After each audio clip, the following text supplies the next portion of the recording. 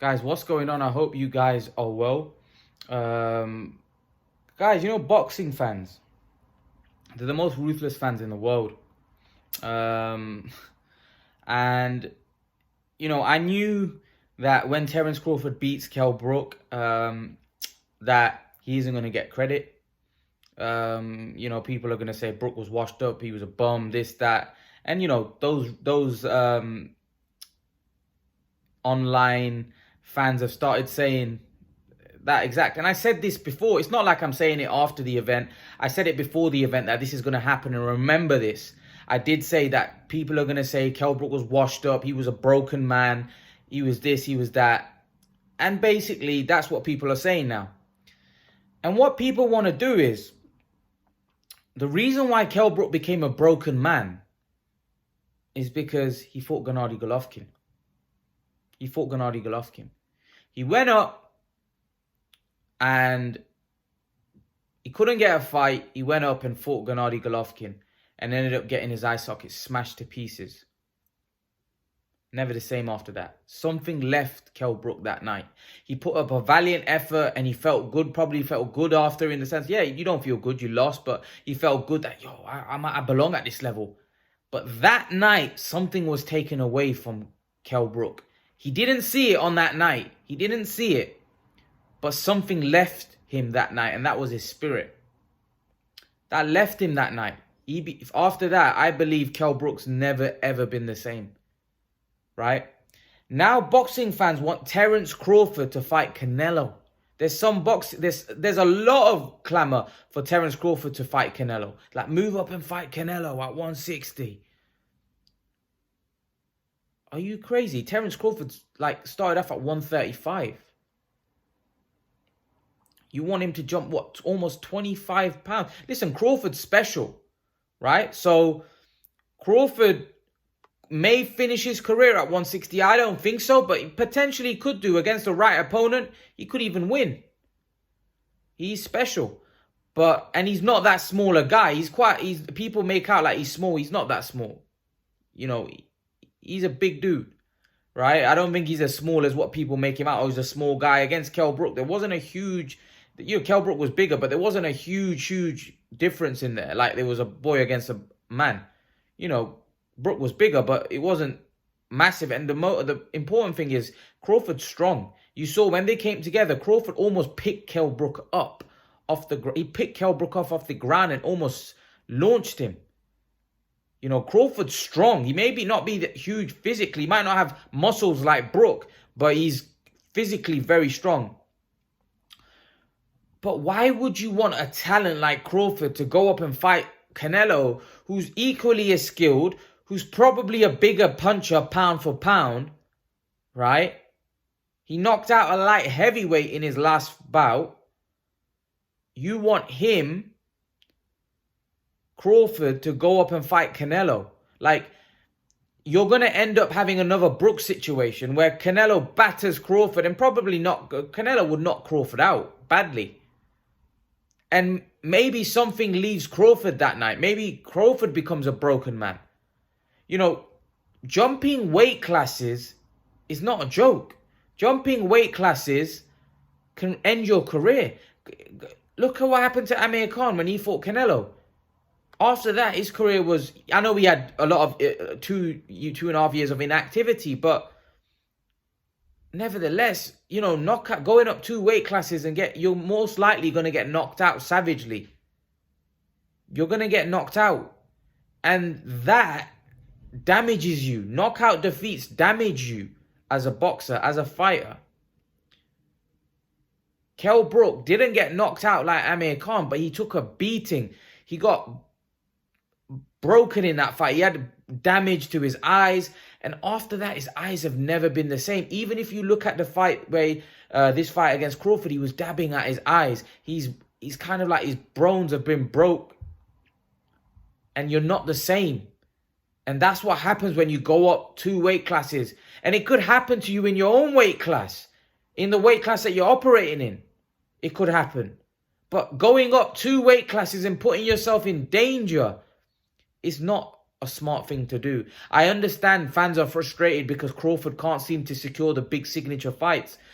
But at the end of the day, that doesn't mean you be stupid. That doesn't mean you jump into a volcano.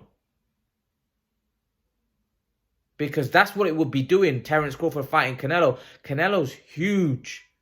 Canelo is huge. Crawford isn't a big welterweight. He's not a small welterweight or a guy that can't compete at welterweight, because he's you know, I feel like he's definitely filled into the weight at welterweight, and he's a proper welterweight now. However, fighting Canelo would be the biggest mistake of someone like Crawford's career, or even Spence. Spence is a big welterweight, a huge guy. For me, Spence fighting Canelo would be silly. It'd be like a car crash. It just wouldn't be right for a guy fighting another skilled guy that's massive. You know, Canelo's as skilled as Crawford and Spence. He's as skilled. He's pound for pound one of the best, skilled, talent, whatever you want to say. He's skilled. He's proven it against much better. His resume is much better than these guys. As Teddy Atlas said, who's Crawford's best win? He goes, who's his biggest name on his resume? He said, what, Khan? And he goes, Khan had made too much money at that point. And we know Amir Khan was way past it. Let's not forget, Canelo beat a more in-prime Khan. And Canelo's got so many other great names on his resume. What's Spence's best win? Brook? Porter? One that he was razor thin? What other winner Spence got? Mikey? What, a 135-pounder?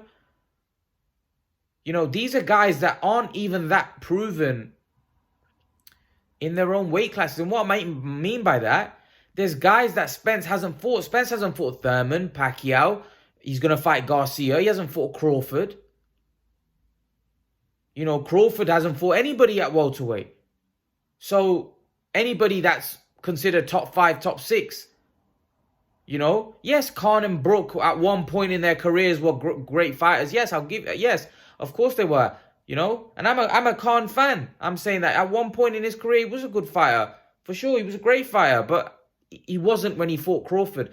And these are the guys that, you know, Crawford, Spence. And Spence, people rave around Spence's resume.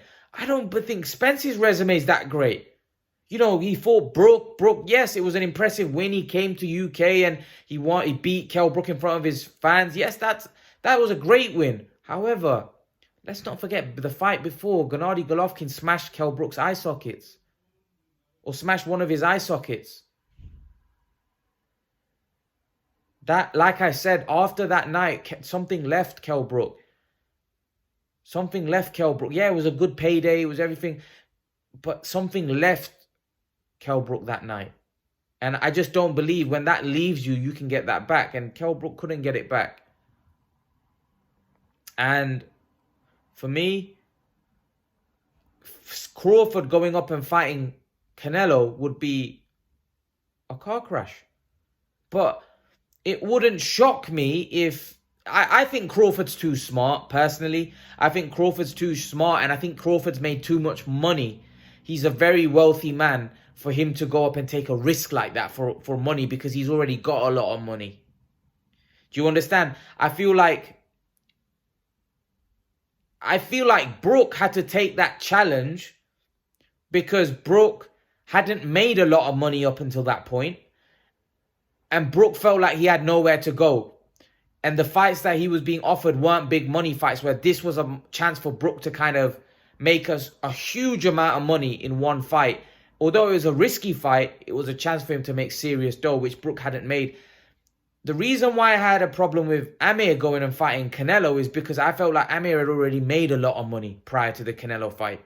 So he didn't really need to take that risk. And he had options there that could have made him equally, not as much money, but made him serious money. Like the Brook fight, the Garcia fight.